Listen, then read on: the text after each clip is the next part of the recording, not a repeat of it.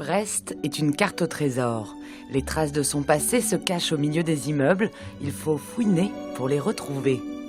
Pour vous aider dans ce jeu de pistes grandeur nature, Bruno Calvez a écrit un livre sur ces lieux insolites et secrets qui ont construit au cours des siècles la cité du Ponant. Un côté kaléidoscope aussi, où on se crée son petit patrimoine, où les promenades réservent toujours des surprises, puisque Brest, contrairement à ce qu'on dit, a du patrimoine très ancien.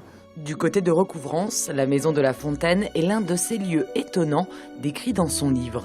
Il y a la fontaine qui est adossée à cette maison, qui date de 1761 et qui conserve le souvenir du maire qui l'a fait construire. Et puis l'élément probablement le plus méconnu, c'est la croix qui se trouve adossée à la maison de la Fontaine et qu'on ne remarque pas toujours, qu'on appelle la croix du cimetière des Noyers, parce que devant la petite place se trouvait autrefois un cimetière dit des Noyers.